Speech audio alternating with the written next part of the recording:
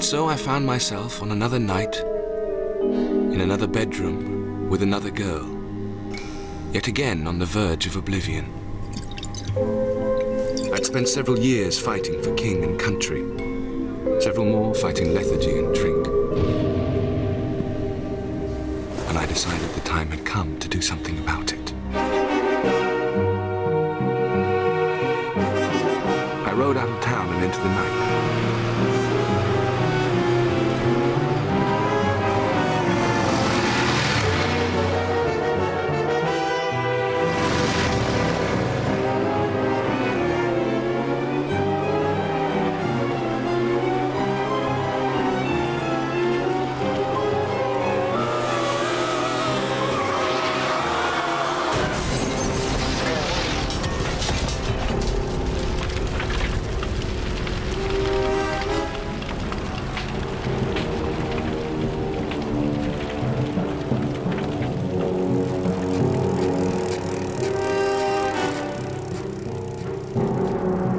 Was that?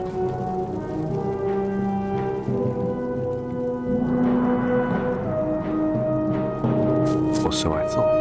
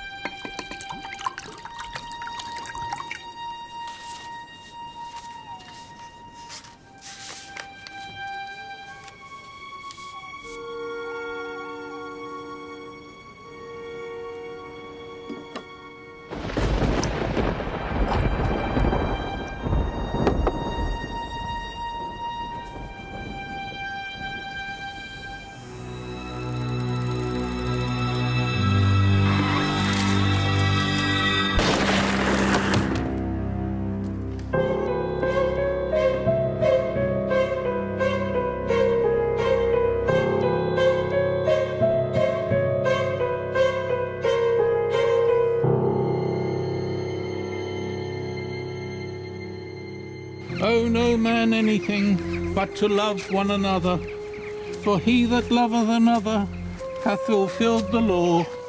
For this, thou shalt not commit adultery, thou shalt not kill, thou shalt not steal, thou shalt not bear false witness, thou shalt love thy neighbour as thyself. Love worketh no ill to his neighbour, and therefore love.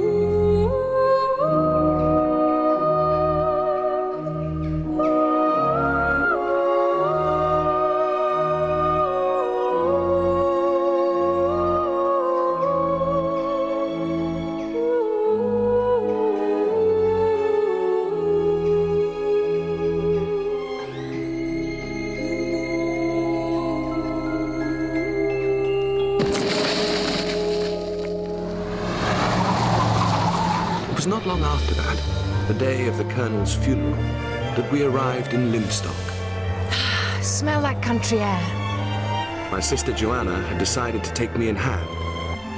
My doctor had prescribed a good dose of clean living and sleepy village life, and she was determined to see it through. A torture, in fact, for both of us, as we had an absolute loathing for the country.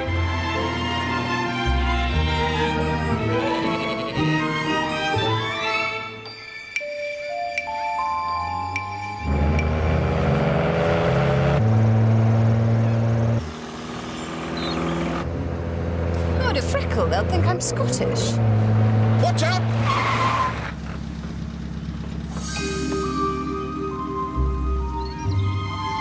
Perhaps country life wasn't going to be so dull after all. What's the point of mirrors if you can't look in them?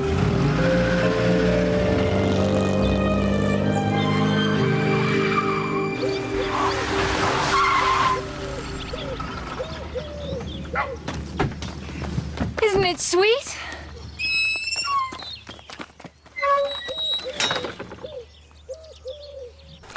Things are so different nowadays. Taxation, of course, and now my stocks and shares, so safe I'd always imagined, but now they seem to be paying nothing at all. Foreign, needless to say. And really, it makes it all so difficult, which is why I've decided to let. Where will you be staying, Miss Barton? Oh, I should be most comfortable, Miss Burton. I'm lodging with my old parlour-maid, Florence, such a nice girl. She lives with her husband in the High Street. My maid, Partridge, has agreed to stay on and look after you. I'm sure you'll find her highly efficient. This is the drawing room. Very nice, isn't it, Jerry? Still exactly as it was when Mother was alive. 97 she was when she died. Marvellous. One doesn't like the idea of letting to strangers. Having seen you, my dear, I feel quite reassured. You've nothing to worry about, Miss Barton. Do you smoke, Mr. Burton?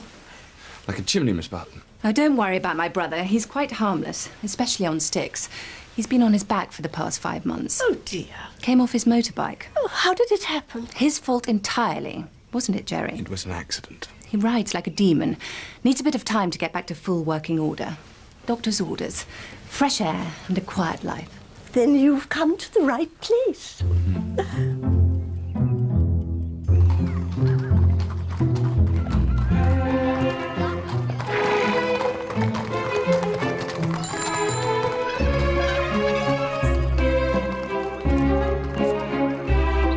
No slouching at the back there. Come on. Heads up, big breaths.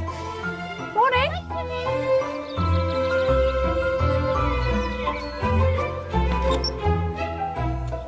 Dinner with the Symingtons, whoever they are. More coffee, miss. Not for me, Peacock. It's Partridge, miss. That's the one. And we've been invited for coffee at the vicarage. Oh, God. Now, Jerry, don't be a grump.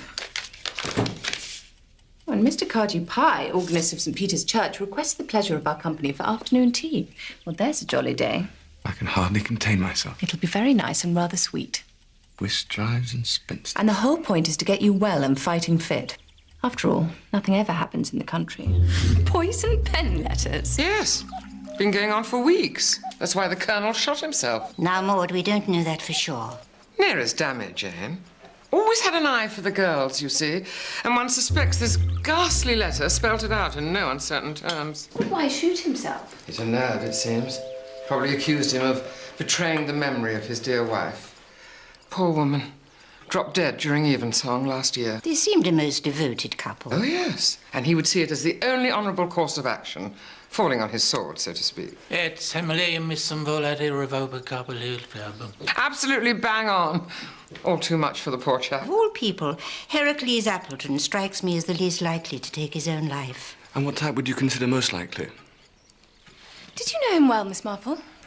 No, Miss Burton. He was a friend of someone I used to know. I wanted to pay my respects, and Maud very kindly invited me to stay at the vicarage for a short while.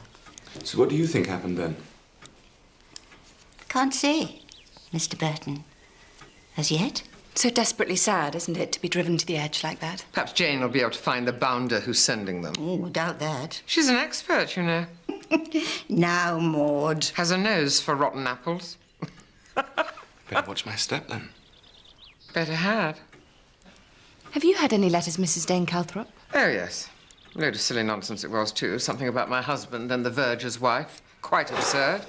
Because the Reverend has absolutely no taste for fornication. Have you, Caleb? No, my dear. And he never has had. Good thing he's a vicar, I suppose.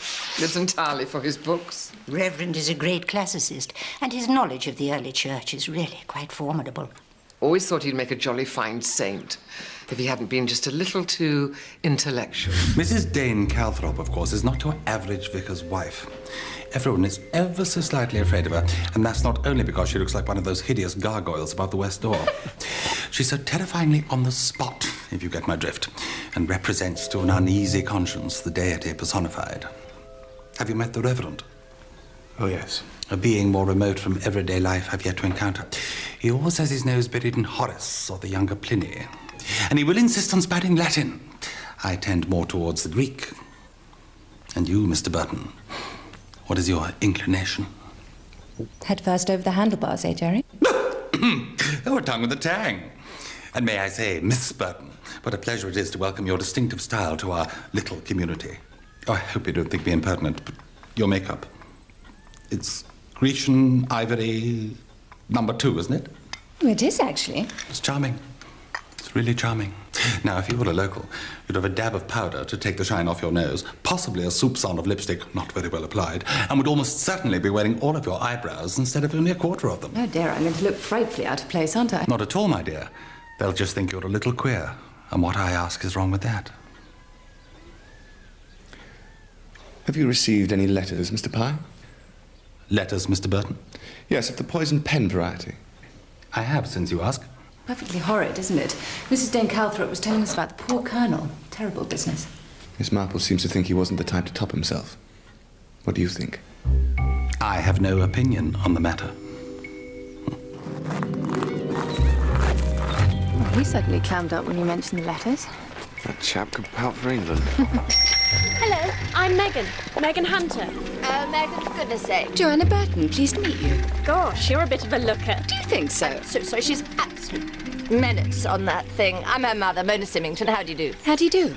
Džerija Bartona. Oh. You're the new chaps, aren't you? Mind if we join you? No, really, we should... Awfully sorry. See what I mean? Came flying off yesterday and tore my stocking. She ought to be in a sack. Look. I told you to mend that. Darning's such a bore, isn't it? How would you know? Crashed a lot, have you? Oh, Megan, really? It wasn't a crash. It was an accident. I had to swerve to avoid a child. Well, La Blanche. Yes, actually. One has to be so frightfully slim to carry off La Blanche. And yours, do tell. Oh, this old thing. She's awfully pretty, not a bit like you. Thank you for your invitation to dinner. We'd love to Yes, come. it'll give us a chance for a good old chimney. Brother and sisters aren't always alike. I suppose not. I'm not very like my half-brothers, and they're not like each other. Rum, isn't it? What is? The whole family thing. So will you always be a bit of a crock? No, I won't. I thought that's why you looked so miserable being a crock all your life. But if it's how you always look... I'm just impatient, that's all. Don't you ever get impatient? What about? Nothing ever happens. That's not what I've heard. And what's that? That someone's been busy writing letters. Oh, those. It's such a gossipy old place. So have you had one? Most people have. What did it say? Something about my real father being a bit of a villain and me being a lazy young bitch. Charming. Spot on, as it happens. You see, people don't really like me around here. And to be honest, I don't much like them.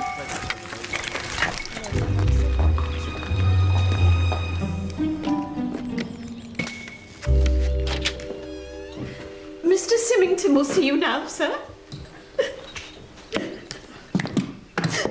Thank you. Good afternoon, Burton. Good afternoon. Thanks for the invitation for Saturday. Pleasure to welcome you here. I've also got some share certificates I need transferring. Very good. I'll take a look. Your secretary seemed a little... Oh, yes. Poor old Ginch. Got one of those blasted letters. Fairly fruity, I must say. Apparently, we're in the middle of a hot and steamy affair. Imagine.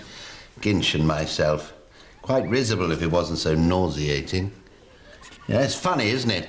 People say you must be bored to death living in the country. Little do they know, eh?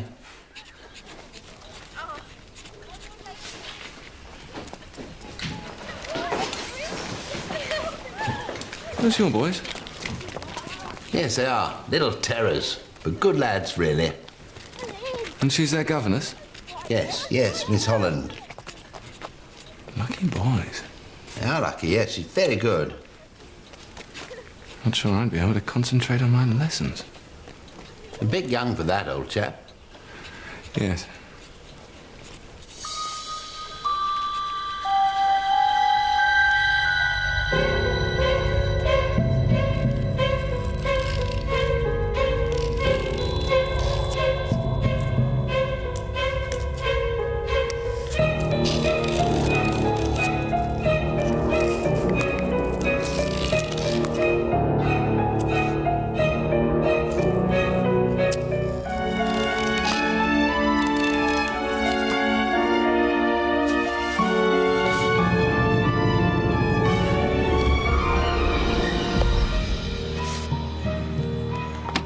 Anything for me?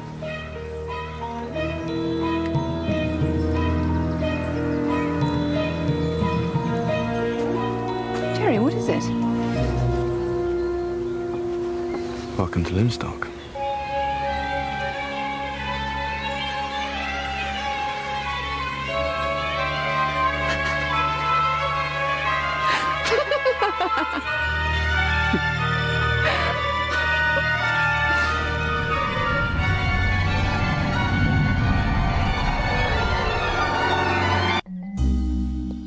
off the mark.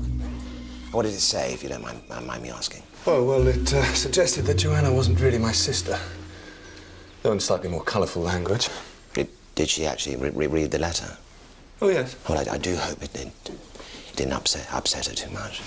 Well, she found it quite a hoot, actually. Which I suppose is the best way to take it. Except when it gets out of hand, of course. Oh, the Colonel, you mean? You've heard, then? Almost as soon as we arrived. Awful, dreadful business. I must say, you know, you're tending to use these as a bit of a crutch, you know. I thought that was a general idea. Well, yes, but I'm fairly sure you could do without them as long as you take it easy, of course. Oh, right, I see. Well, I'll give it a go sometime. So the Colonel, bit of a lad, I gather? Yes. But it just goes to show, you know, how dangerous these things really can be. You don't have any idea who's behind them, do you? No, unfortunately not. Yeah, there's something of this kind in my practice up north. Got pretty nasty, actually. Yes, of course, I've received one, as has Symington, the solicitor. He's had one. And I bet a few other people have had them that won't admit to it. So what did yours say? Oh, well, the kind of... If you'd rather not. Oh, no, not at all. No, it didn't. It actually accused me of interfering with one of my patients in the most graphic detail. Ridiculous, of course, I have to say, ridiculous. But I fear that it won't be too long before another one of these letters, you know, finds the old bullseye. Well, next week, then. Will he live? Well, he's doing frightfully well, Miss Barton. Oh, that is good news. Yes. Maybe you should try going a little bit slower next time. Do you know, I've never seen the point. I gather we'll be seeing you at the Symingtons, Dr. Griffith. Oh, I can't wait. Ciao. Ciao.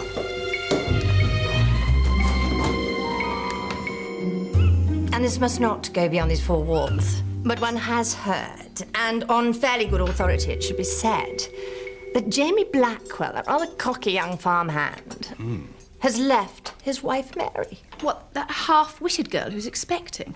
The very same. But why, my dear Mona? Far be it from me to interfere in these things. Home with the Borgias? It appears that he received a letter. Oh, dear. Suggesting that he was not, in fact, the baby's father. No! And in a fury, he confronted the wretched girl with the accusations, who was unable adequately to refute them. I say. This is, of course, only what one has heard. You're very quiet, Doctor. Do you find this gossip tiresome? Oh, you're all right, Griffith. Doctor. What, my darling bro? I should say not. He's hopelessly addicted. Something went down the wrong way. I'm sorry. One can only imagine what he picks up in the surgery. And I expect Dickie gets a few choice nuggets, too. I don't, you know. Really, I don't. And your saintly husband, my dear Maud, must be privy to, well, heaven knows. Heaven may, but I don't. Such a pity he couldn't join us. He's battling with tomorrow's text. Evil communications corrupt good manners. Oh, wait, there's more. Shall I clear, madam? No, Agnes. We'll let you know when we're ready. Yes, madam. The letter, one hears, and as I say on fairly good authority, apparently goes further and implies who the father actually was. Gracious. Yes. Colonel Appleton. The Colonel? No, as I can breathe. Blimey, crikey. No wonder he shot himself. If indeed he did. You suspect otherwise, Miss Marple? Whatever the truth may be, Mrs. Symington, the poor man is dead.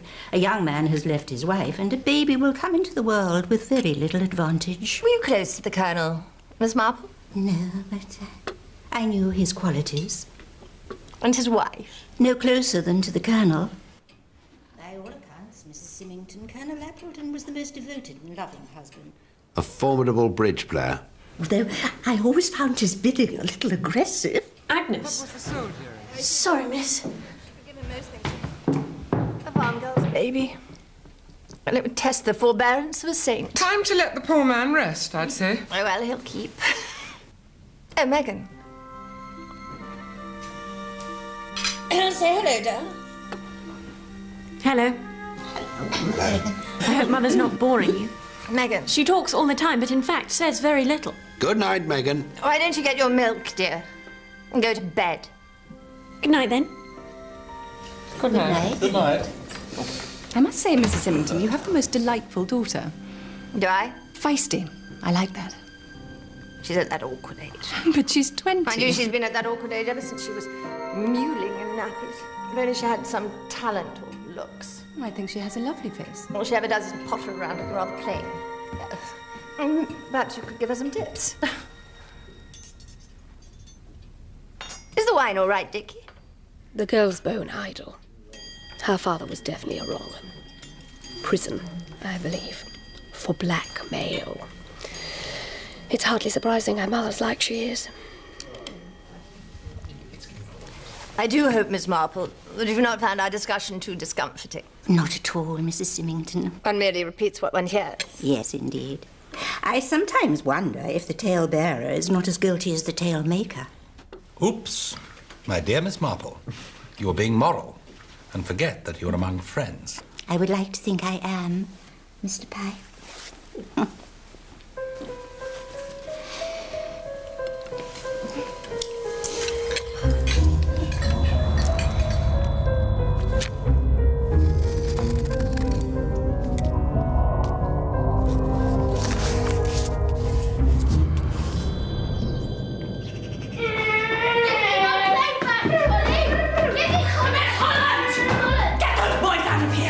Mrs. Symington. I have a killing head!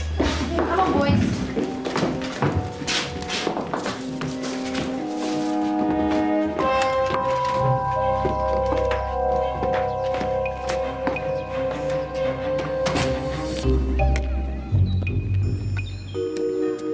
Mrs. Symington. I hardly knew the woman, but had decided already that I heartily disliked her.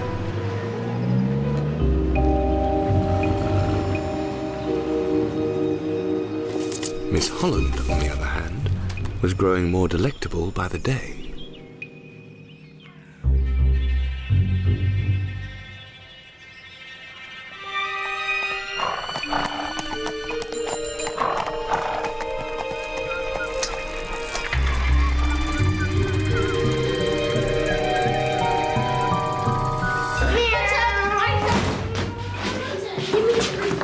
Chop, chop, your father's here. Hang up your jackets quickly.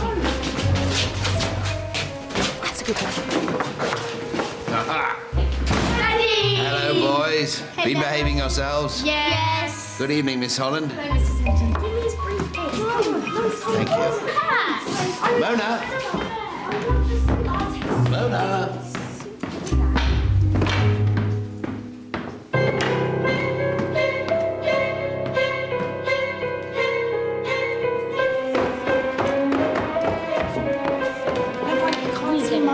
She's had her nap. But I want to see Mummy!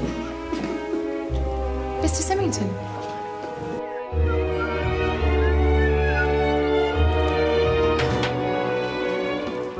I've just heard something terrible, it is. Shocking. Don't tell me the Bring and Buy's been cancelled. It's Mrs. Symington. She's dead.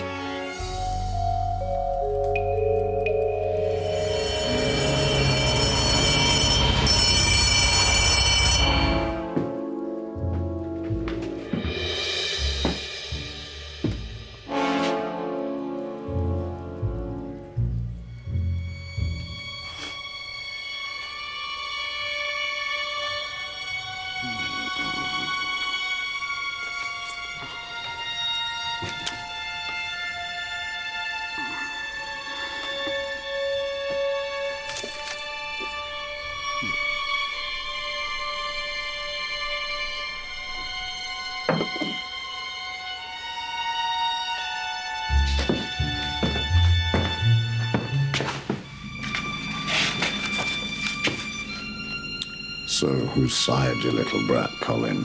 Not Dickie, you vicious, tongue-gooed bitch.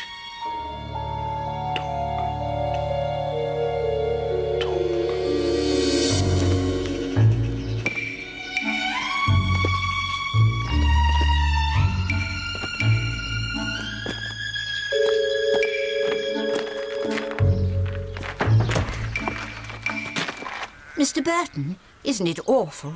Yes. You've just missed the inspector.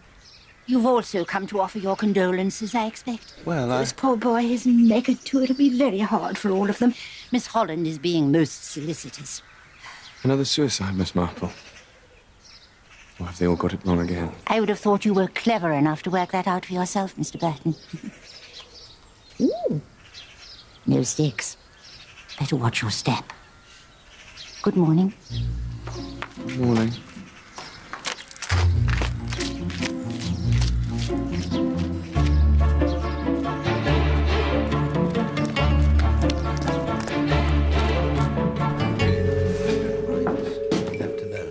Of course. We'll just call if you want. I'm sorry. The door was open. Sorry. Burton. Džerija Bartona. Holland. Elsie. We keep seeing each other, don't we? But we've never... No. Yeah. I'm afraid Mr. Symington's not in the mood for visitors at the moment. It's all been such a shock. Yes, of course. I don't wish to intrude, but it had crossed my mind, well, my sister Joanna's actually, that maybe Megan would like to come and stay with us for a few days. Megan? Stay with you?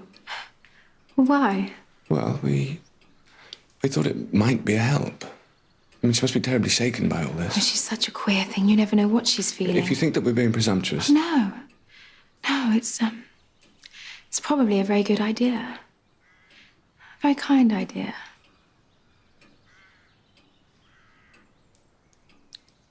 I see that you've... What? Got rid of your sticks. Oh, yes, I have. And you're still upright. Yes, I am. Well, I do hope you manage to stay like that.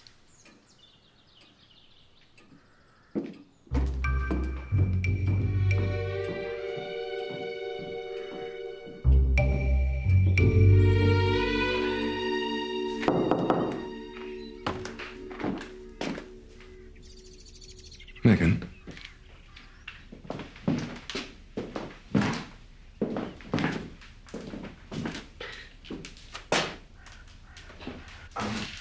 Joanna and I were wondering if maybe you'd like to come and stay with us for a little. Stay with you? Yes. At your house? That's right. Oh, yes. Take me away. Please take me away. I'm such a coward. I didn't know what a coward I was. Yes, these things can be a little shattering, can't they? It's so awful being here and feeling so weak.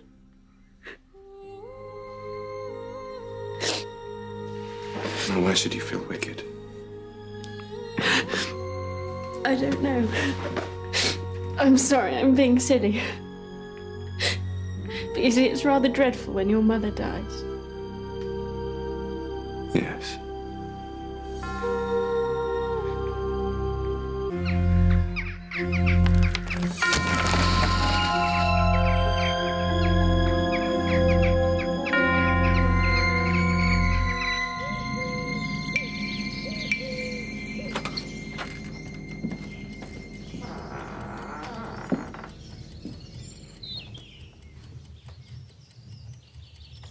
If you don't like it...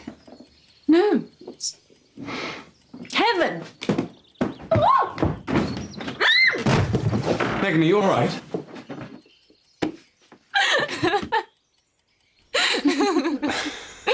I do hope that poor Megan, that she hasn't been too much upset by all this. Losing one's mother is a dreadful thing. Yes, yes, of course. What I really meant was the unpleasantness behind. Ah, the unpleasantness. Tell me, Miss Barton, do you think there might be any truth in it? No, surely not. I'm quite certain that Mrs. Symington never... that the boy wasn't. I mean, it's quite untrue. Have you received any unwanted mail, Miss Barton? Oh, no, no, indeed. Oh, that would be dreadful.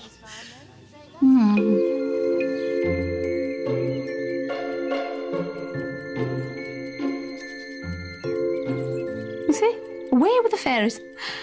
She looks looks at you sometimes as if she doesn't understand a word. Or perhaps she's just not interested. Or one banana short of a bunch.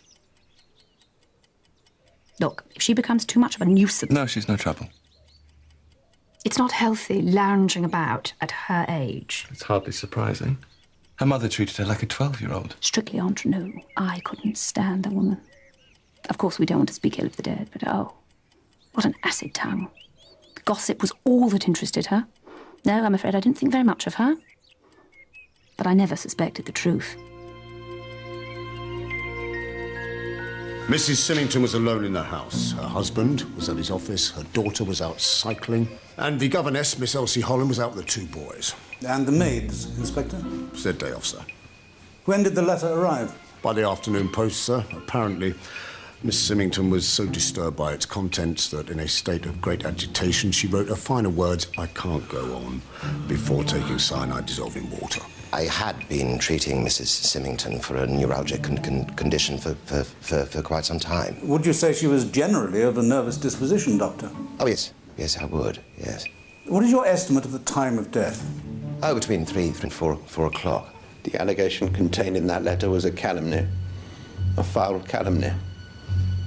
Mona was the most devoted wife, the most loving mother. Her health was fragile, her soul sensitive. Such a vile lie would have shocked her greatly. Whoever wrote this foul letter murdered my wife as surely as if they'd stabbed her through the heart. I condemn utterly the writing of these wicked and despicable letters. One death has already resulted, that of the late Colonel Appleton, and now Mrs. Symington. In my opinion, the writer is morally guilty of murder. I find that the deceased, Mona Patricia Symington, committed suicide whilst being temporarily insane.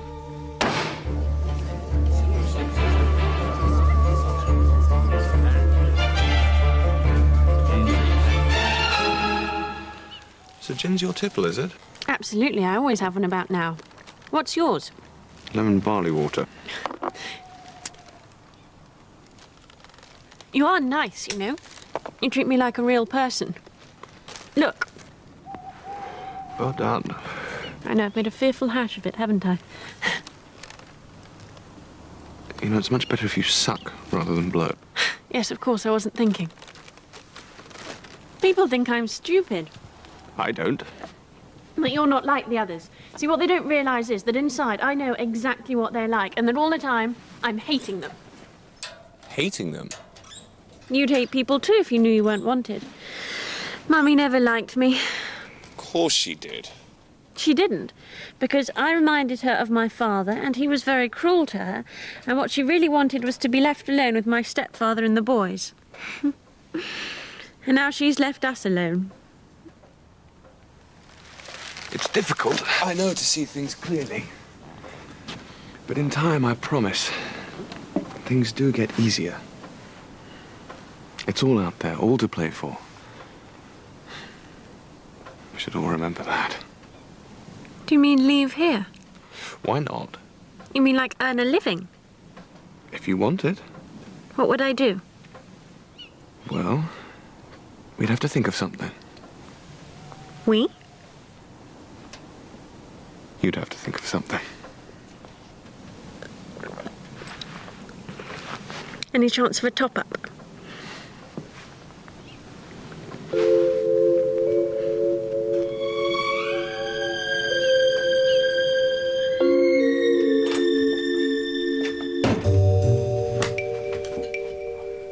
Oh, I didn't know you were here. Yes. I've just popped round to take Joanna out for a bit of a... what? What? For a walk. For a walk, actually. Yes, well, make sure you don't overexcite her. Oh, no.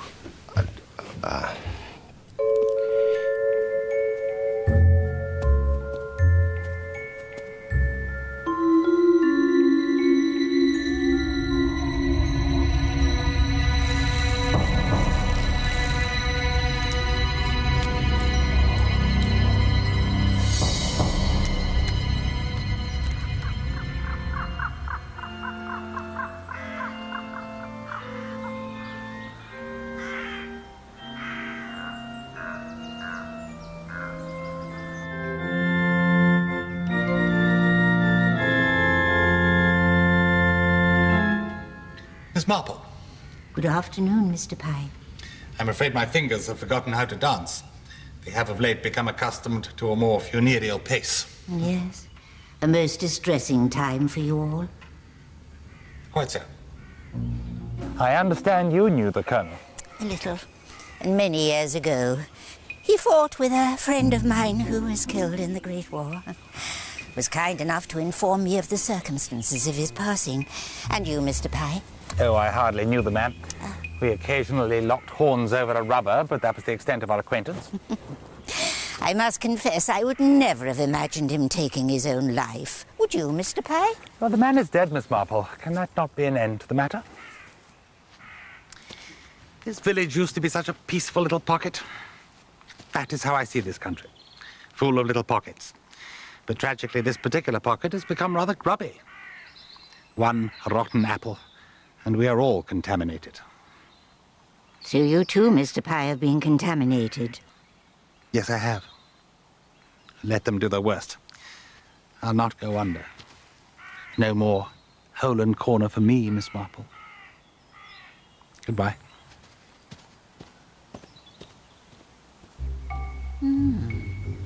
Poor thing. Poor thing. Suicide, such a ghastly business. Oh, you mean Mrs. Symington? Ah, a heron. So when you said poor thing, who did you mean? The person who wrote the letters, of course. Don't you understand how desperately unhappy somebody must be to sit down and write these things? How lonely. How cut off from people. Poisoned through and through. Poor soul. Have you any idea, Mrs. Dane Calthrop, who it might be? Oh, yes. But then I might be wrong, mightn't I? Poor Dickie Symington, how awful for it all to come out at the inquest. He was adamant there wasn't a word of truth in the Well, he letter. would say that, wouldn't he? He's a real gentleman, is Dickie. I've known him for a long time. Really? I thought your brother only bought this practice a few years ago. He did. But he used to come and stay in our part of the world, up north. I know him very well. He's quite reserved, but proud. And he can get very jealous. Well, perhaps that's why Mrs. Symington was afraid to tell him about the letter. Good heavens, Mr. Burton, do you seriously think any woman would swallow cyanide if the accusations weren't true? An innocent woman would laugh it off, throw it away. That's what I would do. We should all have a career, Mr. Burton. I wanted to be a doctor, but my parents wouldn't hear of it. I'm sorry. No! Don't be. I'm one of the happiest people I know. Toodaloo. Oh, good morning, Miss Burton. Not finding it too dull, I hope? Hardly. Look. You painted Trollope. Go back to your bastard child. Nice. Very nice indeed. Yes. The words have been cut from an old book. Early 19th century, I'd guess. Probably no fingerprints of any distinctive nature, as the culprit was always very careful to wear gloves. Now, the envelope was typed on this, a Windsor 7 typewriter with the letters A and T out of alignment, you see. Well, so who does it belong to? The Women's Institute. It was an old model donated by the office of Galbraith and Symington. So it could be... Yes, any one of them. The ladies are always in there, sir.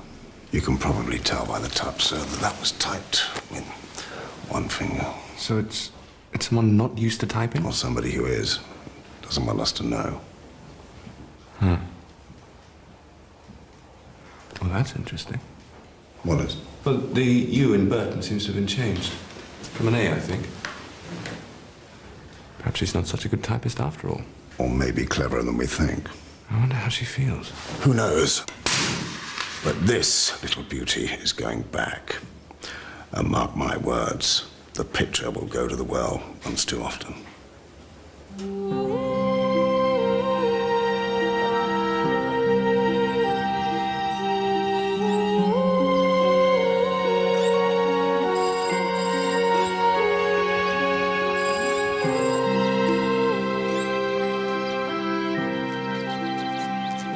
Can I have a word, sir? Yes, what is it, Partridge? That was Agnes, sir. Oh, yes. She was in service here, and coming from the orphanage, she got in the habit of talking to me so I could tell her what's what, you see. Get to the point, Partridge. Well, she works for the Symingtons now, and I'm wondering if you might give your permission for her to come to tea with me this afternoon. It's her day off, see, and she's got something on her mind. She seems a bit upset. Yes, yes, of course. Thank you, sir. I must go home. What? Today. Today? Why? Well, it's been awfully good of you having me, and I expect I've been a fearful nuisance, but I have enjoyed it awfully, really, I have. Only, now I must go back, because after all, it is my home, and I can't stay away forever. Bye.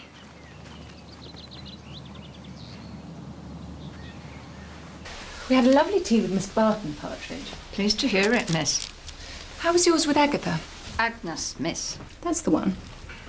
She didn't turn up, miss. Oh, I'm sorry. Doesn't matter to me. Good. She wanted to meet, and then she didn't show, and not of a word of apology either. Perhaps she's not well. And perhaps she's just ill-mannered.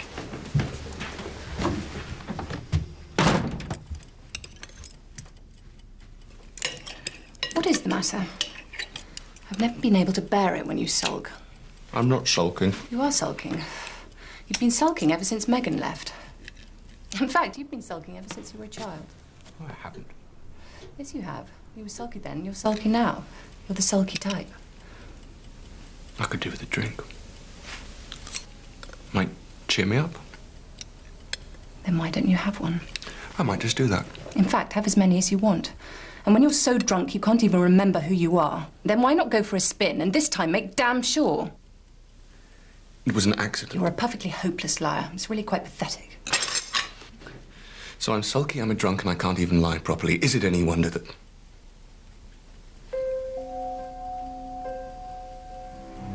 What, Jerry? Is what any wonder? What does it matter? How could you do it? If that's what you want to believe. How could you think that it wouldn't break my heart? God, it breaks my heart even now to think you could feel so wretched.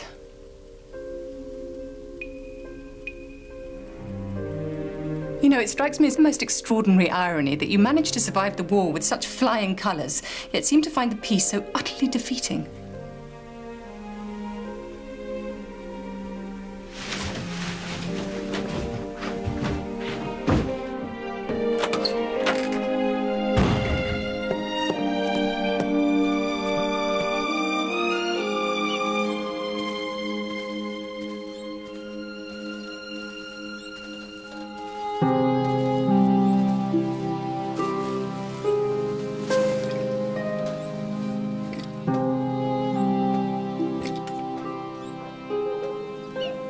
Ghastly dump, isn't We could always go back.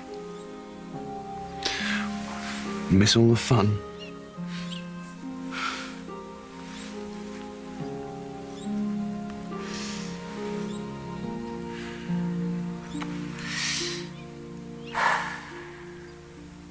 Do you know, it's exactly a week ago since Mrs. Symington's death.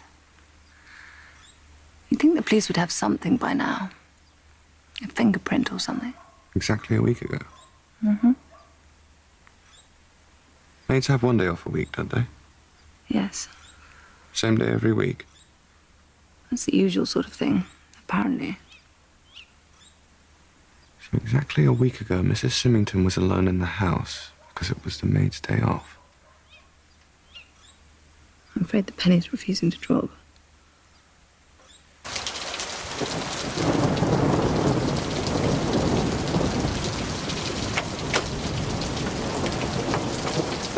Megan?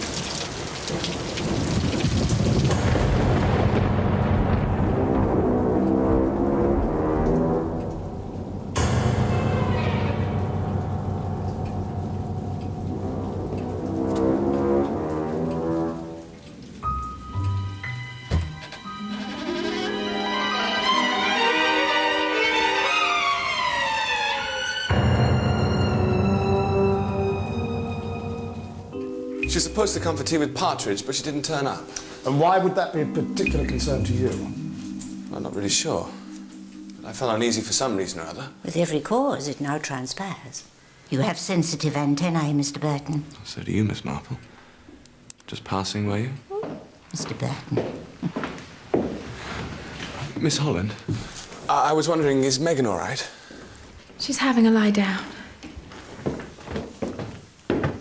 Mr. Burton. Sorry. Did Agnes say anything to this Partridge woman, do you know? She'd have been far too anxious to divulge anything over the telephone, Inspector. Thank you, Miss Marple. Well, Agnes normally went out after lunch, but it appears she never left because she was wearing her apron and cap when we found her. Do you have any idea of the time of death? Yes, between 8 and 10:30. And how was she killed? Sharp blow to the back of the head, followed by a skewer inserted in the base of the skull. Good God. Quite appalling, isn't it?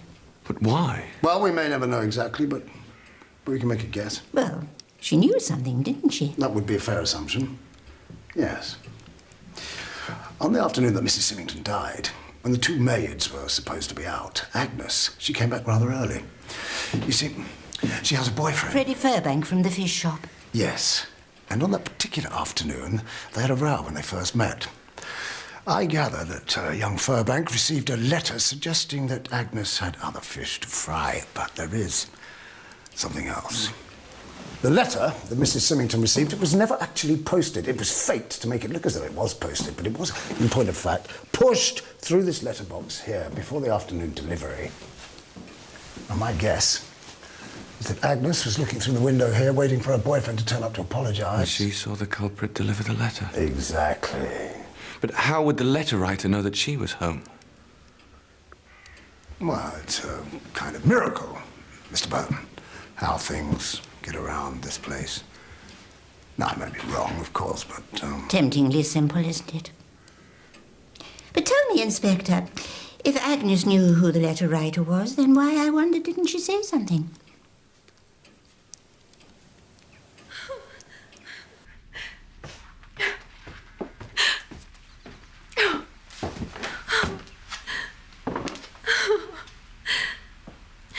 Miss Holland.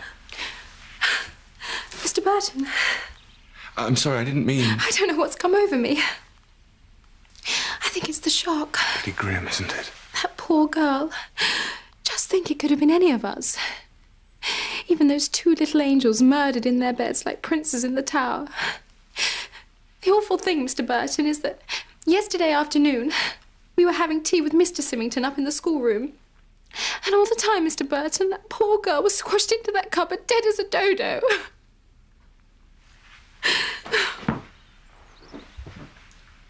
Thank you.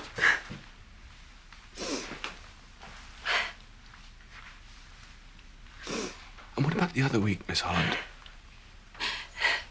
You can call me Elsie, you know. Right. I'm sorry, what did you ask? What happened last week? The day Mrs. Symington. Yes. Well, she always rested after lunch, you see.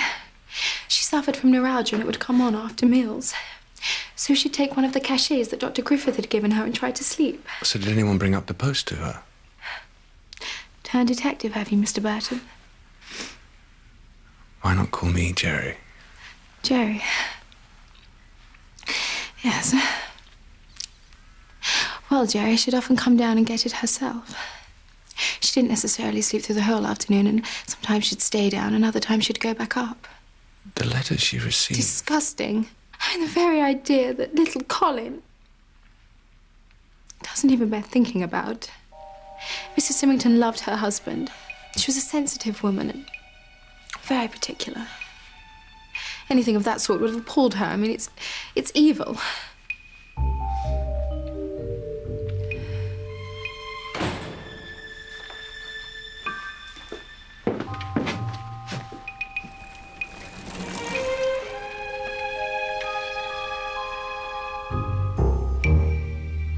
Elsie, have you had any letters?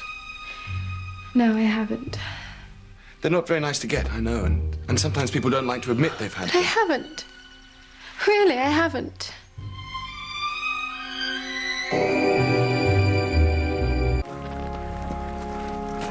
Agnes's inquest brought no new facts to light.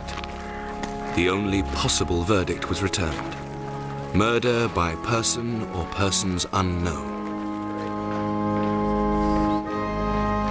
So poor little Agnes was duly dispatched.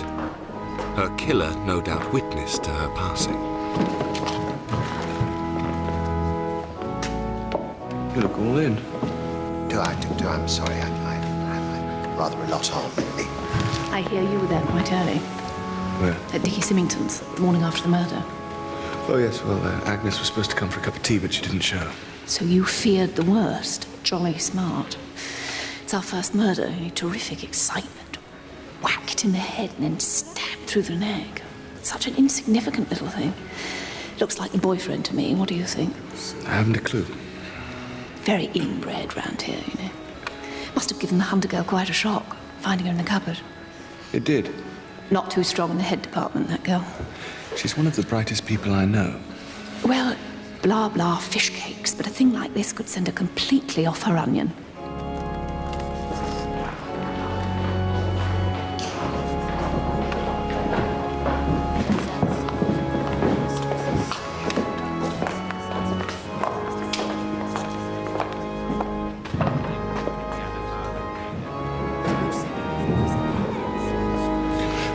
Miss Griffith, was it you persuaded Megan to return home? She can't shirk her responsibilities, Mr. Burton. Tongues wag, and I felt it my duty to drop the hint. I don't think for a minute there's anything in it, but she's young and good-looking, and, well, boys will be boys. What do you mean? A thoroughly nice girl, but people will talk. They're saying she has her eye on becoming the next Mrs. Symington. I feel sorry for her. People are saying such nasty things. Which is why I more or less told Megan that she ought to go home. It looks better than having Dickie and that girl in the same house. You look shocked, Mr. Burton, but I'm afraid our little village likes to think the worst. All rise. And the Lord said unto the sinful, I will cast my net over you, and haul you on high in my net, and cast you into the mud and mire. The village parliament. What would we do without it? We're all agog, aren't we, Miss Barton? Shocking. Quite shocking. What must you think of us, Miss Marple? Strikes me as rather a quiet little place. How I feel we're going to the dogs. First the letters, then the murder. So you think the two are connected, Mr. Pye? One can't help but wonder. Such a nice girl. She used to be in service with me, you know. I really can't. If you'll excuse me. Something of a period piece, I've always thought. Do you have a favourite suspect, Mr. Pye? Oh, I'd rather tear out my tongue, Mr. Burton, than commit a slander, but suffice to say that as a student of abnormalities, I often find the most unlikely people doing the most surprising things. Don't you agree, Miss Marple? Well, on the contrary, Mr. Pye, I usually find the most likely people behaving exactly as I would have expected. Moratorium te salutant. And don't just stand there looking pathetic, because it won't wash. But Mr. Symington, you know that can't be true. Do I, Miss Holland? To be honest, I'm not sure I know anything anymore. Dearly beloved, we are gathered here today to pay homage to a sister of our parish, Agnes Brown, known to one and all for her goodness What's that all about? and innocence. He's in a fearful state. It's hardly surprising. He's been knocked sideways since Mummy's death, and now Agnes. What did Miss Holland mean when she said it can't be true? He was sort of implying, well, that she's been writing the letters. What? And maybe even did for Agnes. That's ridiculous.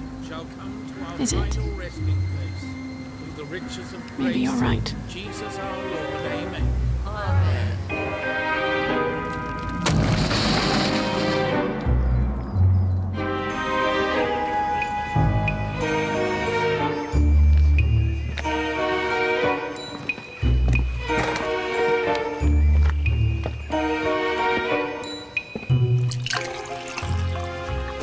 This murder's really perked things up.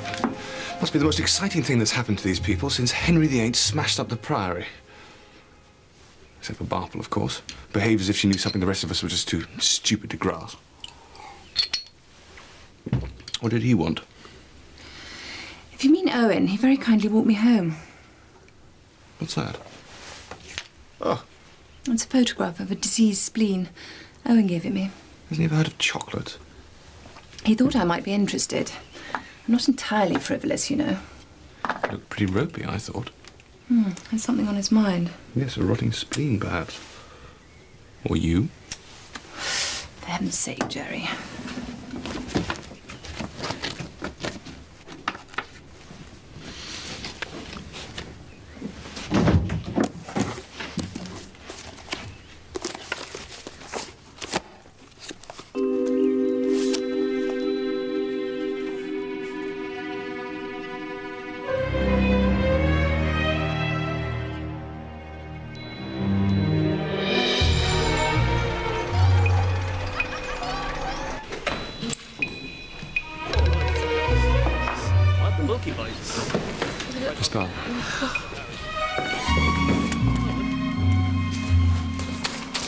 About as guilty as I am. Stupid of me. Of course Miss Barton's hardly the type to go around slugging young women on the head. Oh, don't be deceived, Mr. Burton. These little old ladies pack quite a punch, believe me. Well, what was Agnes hit with? Well, we don't know as yet, but these ladies do carry rather large bags. She'll probably have victors now. Well, I'll have this tested for fingerprints, though I don't hold out much hope. Not having much luck, then. Slowly, slowly, catch your monkey. Have you been able to eliminate anyone? Well, there are those who are more likely than less likely, but one wouldn't wish to leap to any conclusion. No, I can see that leaping isn't the order of the day. Take Amy Griffith, for example.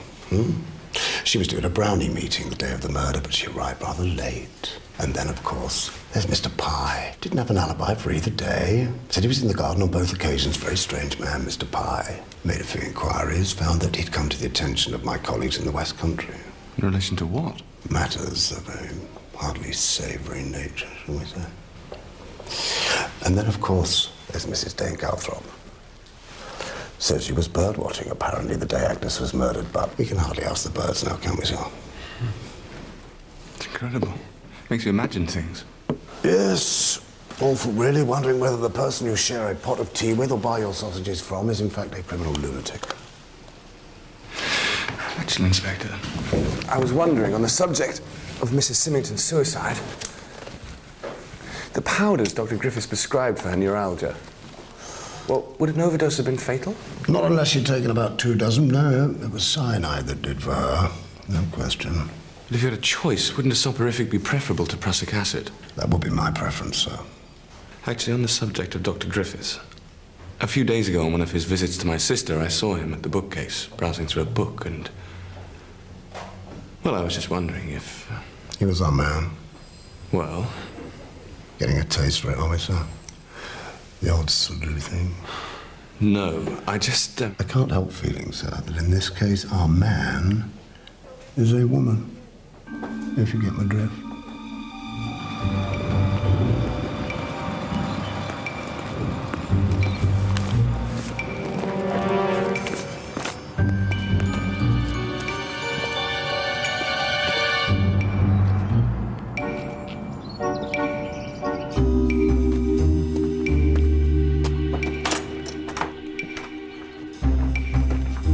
Joanna?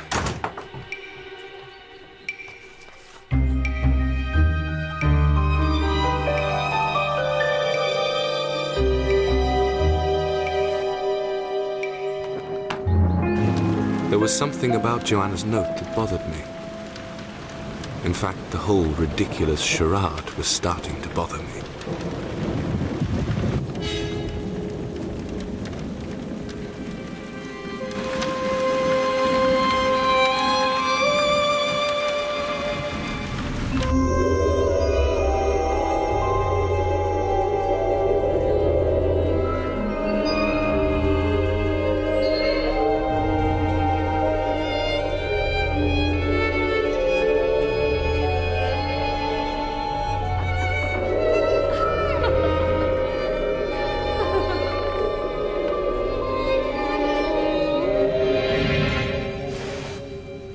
I'm so sorry, Mr. Burton. I didn't mean to startle you.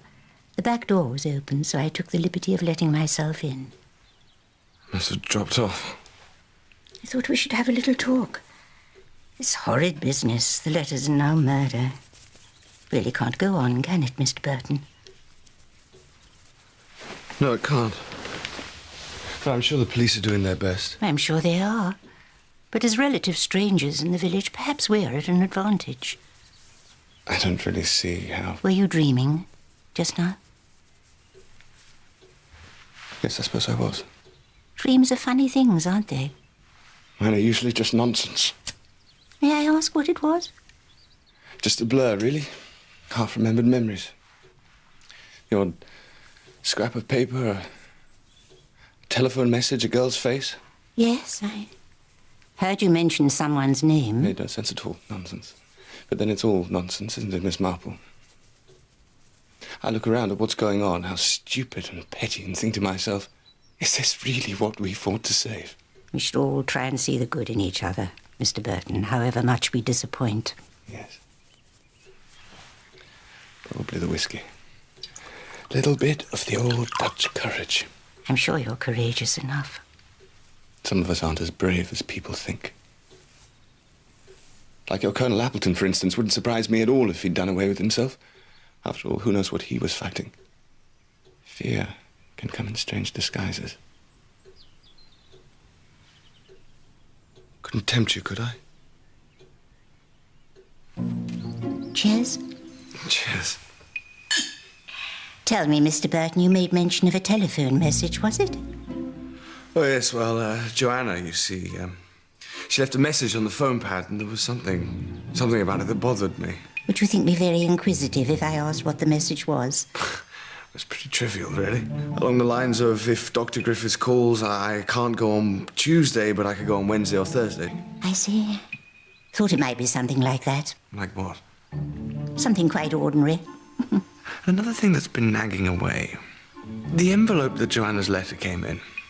The U in Burton had been changed from an A. Inspector Graves didn't seem to think there was anything particularly significant in that, but I can't help thinking, Miss Marple, that it's important. I think you might be right. You know, Mr. Burton, you should have more confidence in yourself. You've received one of these letters, haven't you, Mr. Burton? Yes. Well, so have most people, apart from Miss Barton. Oh, so she says. She's rather reticent when it comes to unpleasantness. And Elsie Holland. Miss Holland? Yes, she hasn't had one either. Well, that is interesting. The most interesting thing I've heard yet. It wasn't Elsie, was it? Whose name I mentioned when I was asleep. But I can't be absolutely sure, but it sounded more like Megan.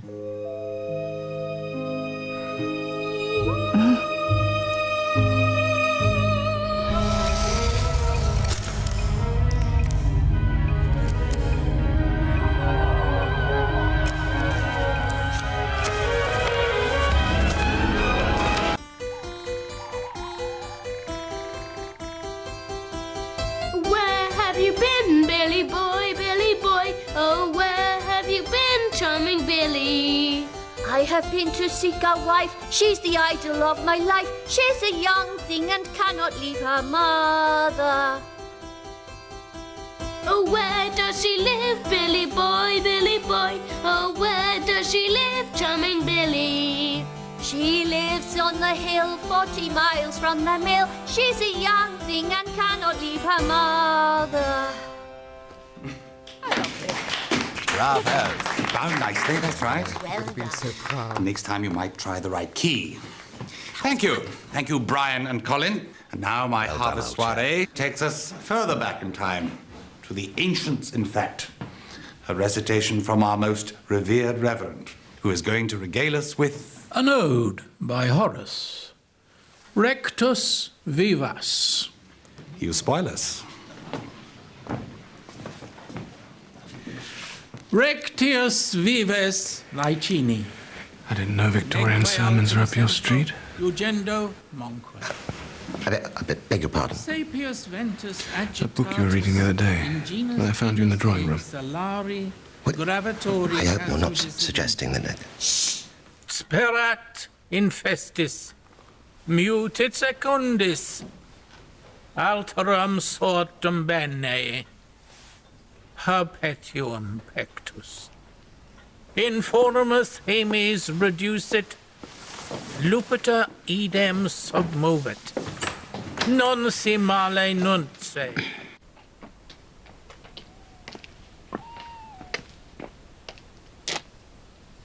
Do you plan on staying? At the party? No, in Limstok. Oh, good heavens, no. Only until the boys go away to school. And then? Who knows? Another post in another town. Or something else entirely.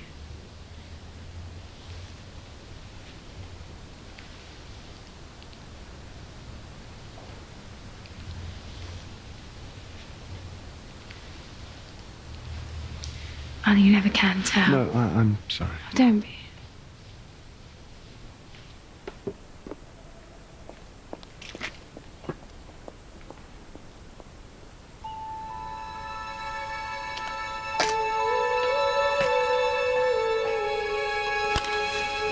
Now, this might hurt. Sorry. Stay still.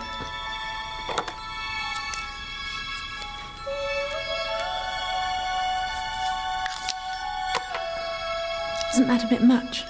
Arabian rose, my dear, is the shade du jour. You can never wear too much. I want to go home. Oh, don't be silly. It's a giggle.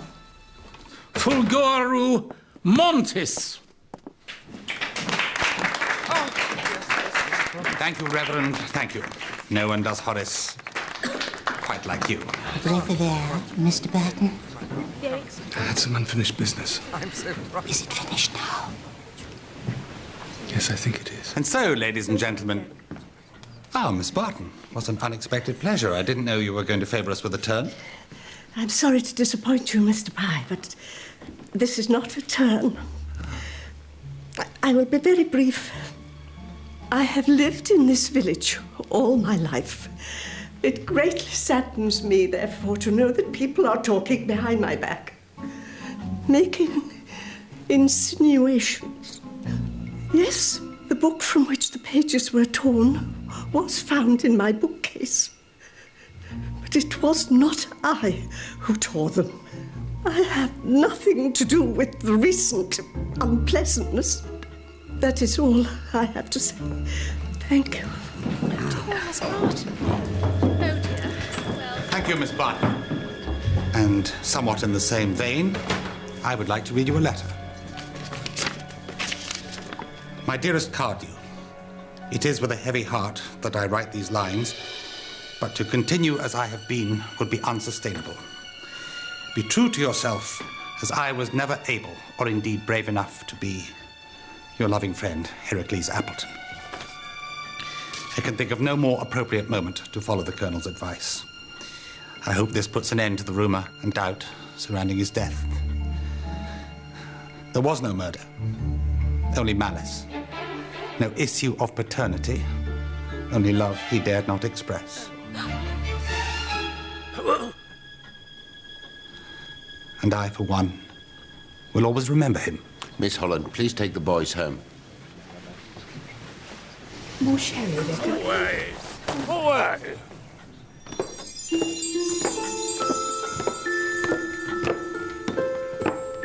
Ready?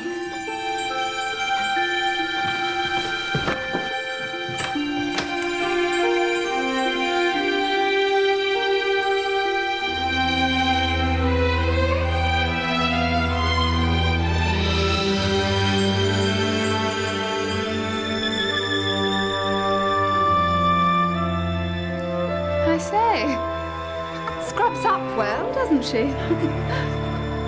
Shh. Don't be mean. Oh, dear girl. Megan, no!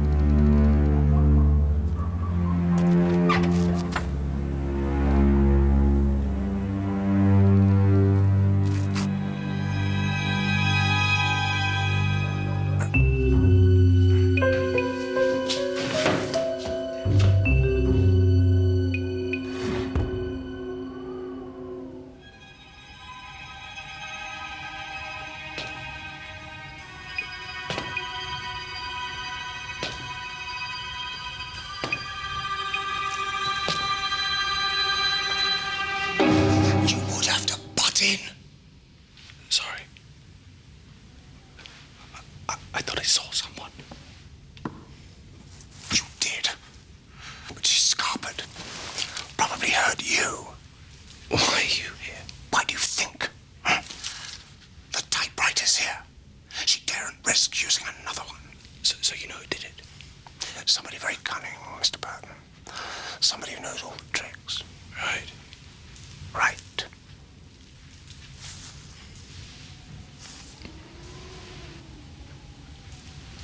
Well, good night then, sir. Good night.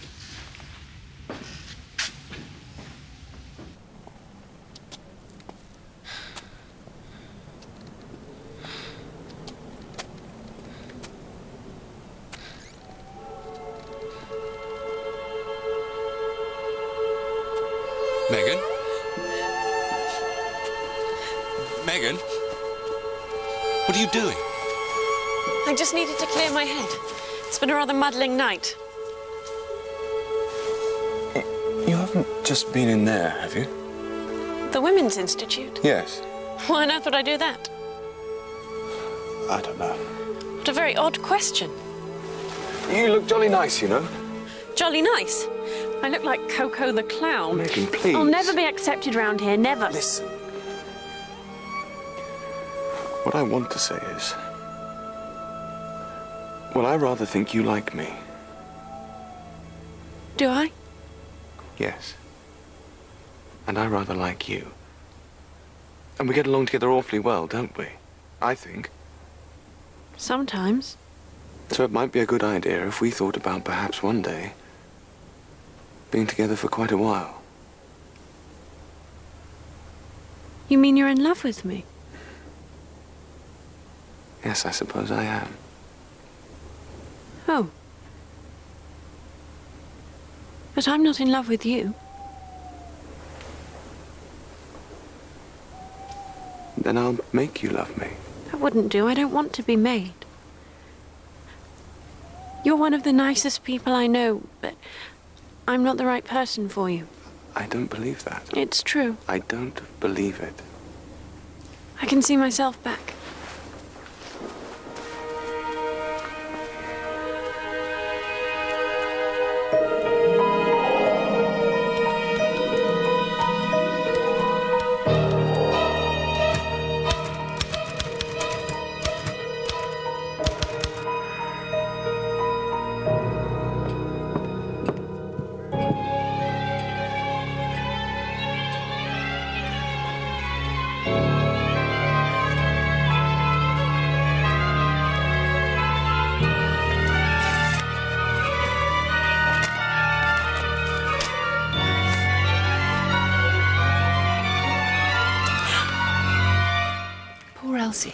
I'm surprised it's taken so long.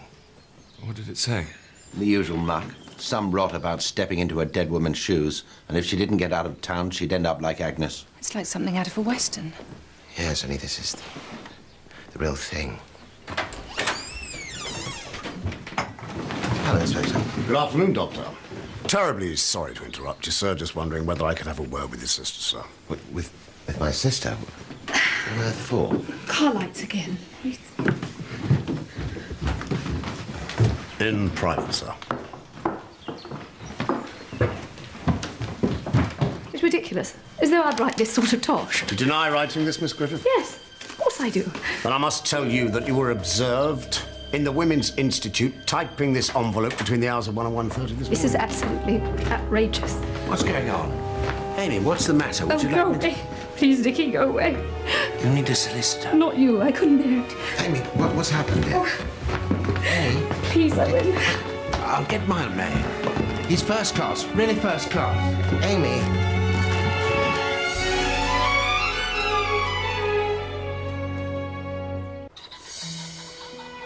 It isn't true. I'm sure it isn't true. The police were lying in wait. They saw her. Perhaps they did. And the pages torn from the book were found in her understairs cupboard. She seems to have a penchant for hiding things under the stairs. Something else. I remember Griffiths telling me about a similar story that took place up north, which makes me wonder if maybe Amy had been involved and was at it again. Torn pages, you say, were hidden in the house? Yes. That is horrible. Really wicked. What do you mean, dear? Come on, do. There must be something. You know who did it. Tell us, Jane. Tell us who it is. Not now, dear. Not now.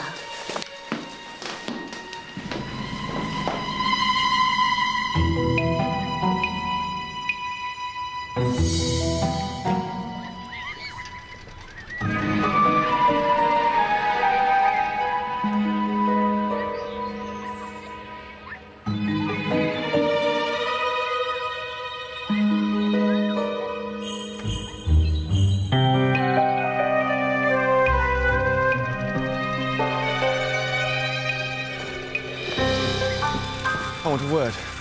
You haven't been telling the truth, have you? I don't know what you're talking about. What were you up to last night? I told you. What, Megan? I was clearing my head. I don't believe you. Is this your idea of being in love? And I don't think Miss Marple does either. What was she just saying to you? It's got nothing to do with you. Tell me, Megan, I've got to know.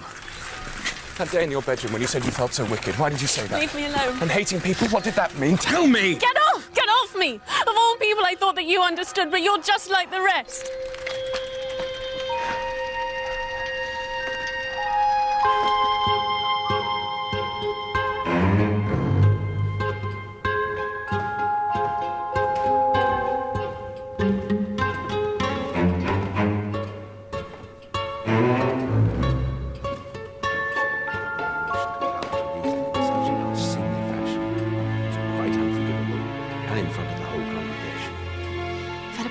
Dreadful time and everyone knows it. Megan, I thought you were in bed. I want to speak to you. Alone. Oh, alone.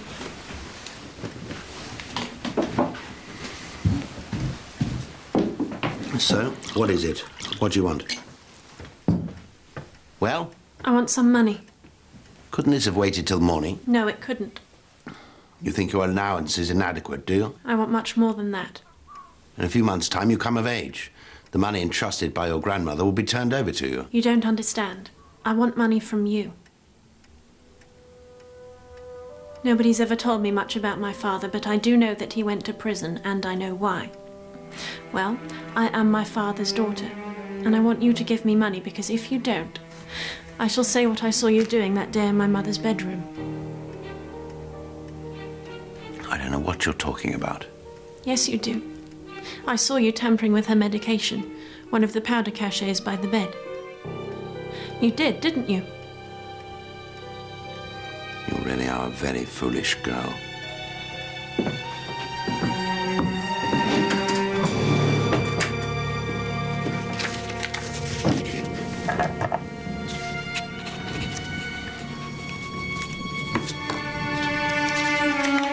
Perhaps you should buy some clothes. At least try and look like a young lady.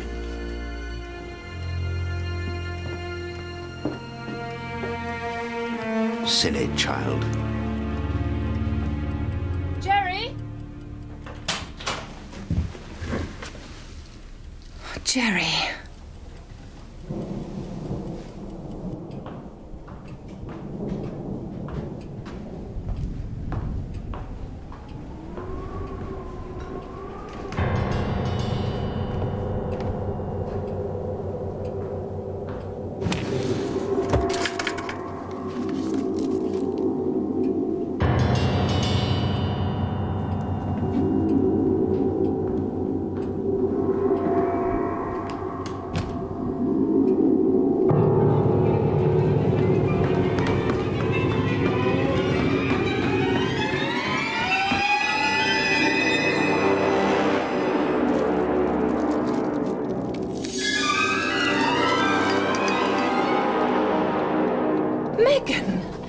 Most honest person I've ever met. Even Marple thinks she's guilty. Oh, you've asked her, have you? I saw her the other night, outside the Women's Institute. You're not thinking clearly, Jerry.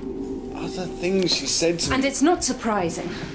Just suppose that you've got the wrong end of the stick, which, let's face it, wouldn't be the first time. What does that mean? Accusing Owen, of all people. He was lurking by the bookcase. And poor little Miss Barton? It's her book, for God's sake.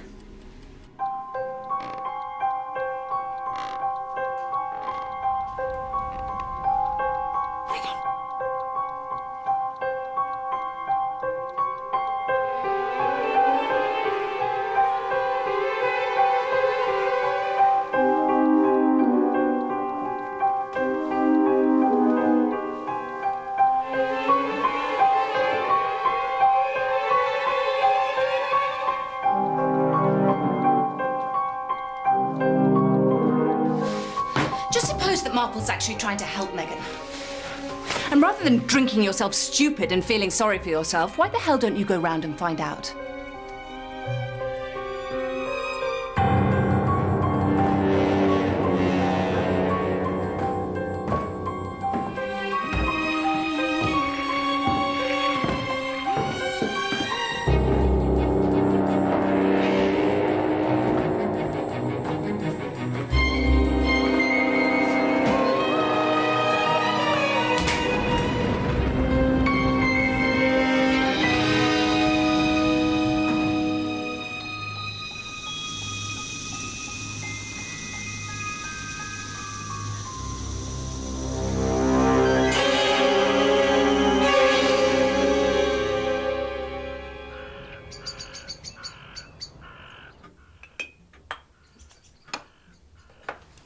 Most crimes, you see, are so absurdly simple.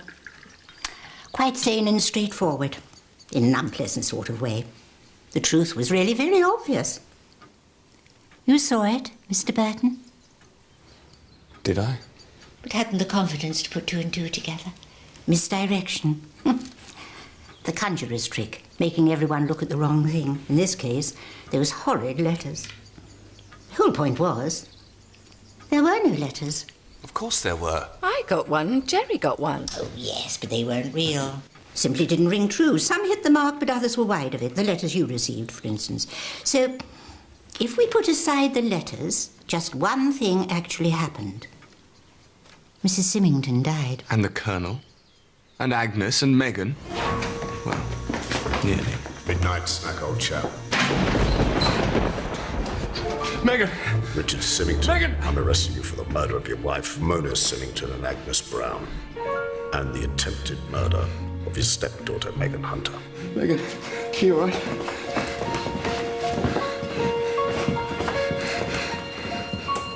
Went rather well, didn't it? I'm sorry. Oh.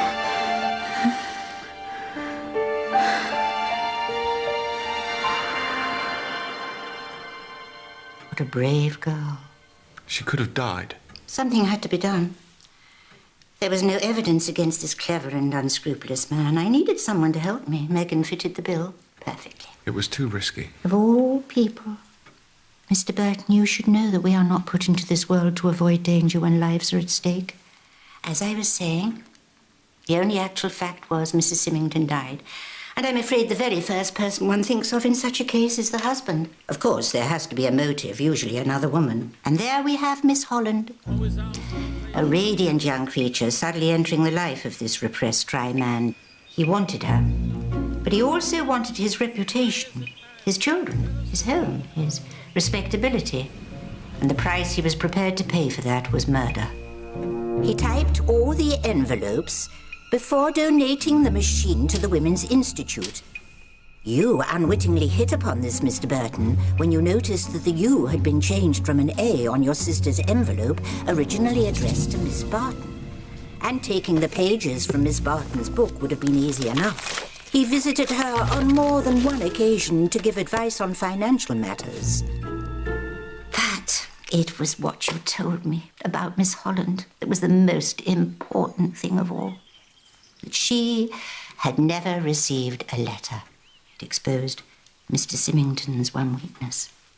How could he write a foul letter to the girl he loved?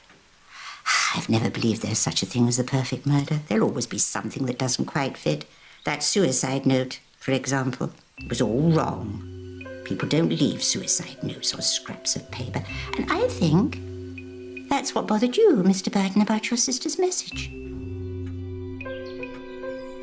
If Owen rings up, I can't go on Tuesday, but could manage Wednesday or Thursday. I see. Mr. Symington must have come across such a message from his wife, saw its possibilities, and kept it for when the time came. Finally, he decided to stage the real thing on the servant's day off.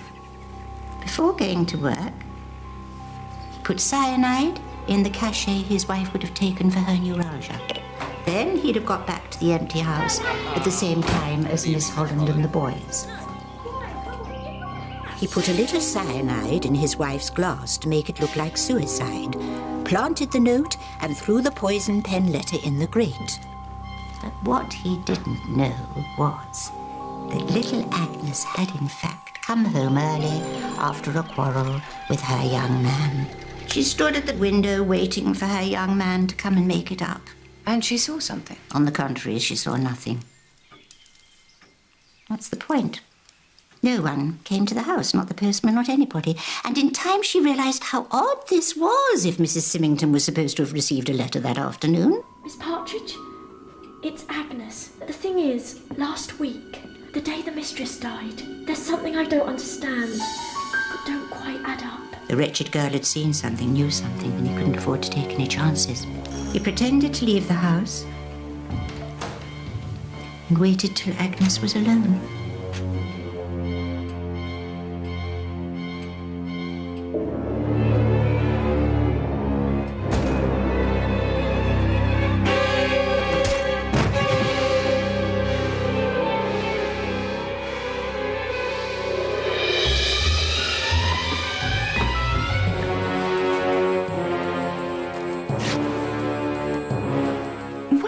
Amy. The police actually saw her write the letter. Amy Griffith has been in love with Mr. Symington all her life. Well, I never. Poor thing. Then the gossip began about Elsie Holland, and Amy would have seen her as a designing minx, quite unworthy of her beloved Dickie. Why not one more anonymous letter and frighten the girl away? When Mr. Symington heard the police had actually seen her, he couldn't believe his luck. After her arrest, he'd have found an excuse to return to the Griffith house and plant the pages, thus clinching the case. And that would seem to be that. An end at last to this frightful business. Quite an eventful convalescence, Mr. Burton. Yes. Everything mended now? No bones still broken? No bones broken, no.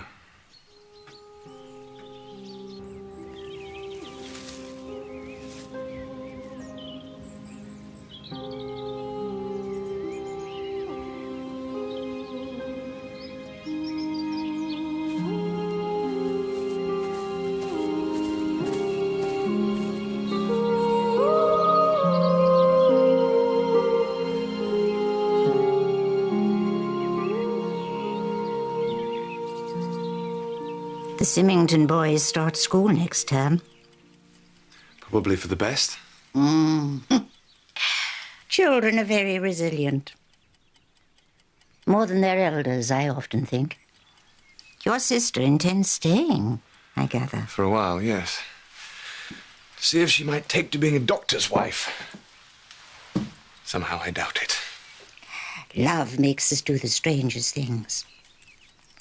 And you, Mr. Burton, what about you? I'm going away. To do what? Do you know I haven't a clue? I expect I'll find something. Perhaps what you're looking for is right here under your nose. She doesn't want me, Miss Marple. Faint heart, Mr. Burton. I once let someone go. He had commitments, you see. A war to fight. But I have often wondered if, under other circumstances, I would have done the same. It seems to me, Mr. Burton, that we should count ourselves blessed if we are allowed just one shot at happiness.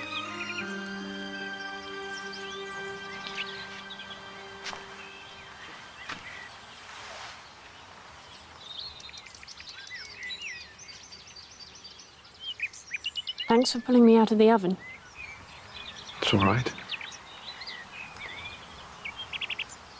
I don't suppose you've changed your mind. No? Because I'm absolutely sure, you see, quite certain that to look after you, to make you happy and keep you from harm, is now the purpose of my life.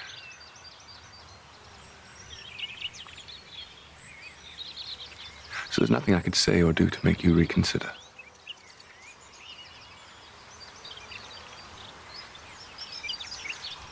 Not even this?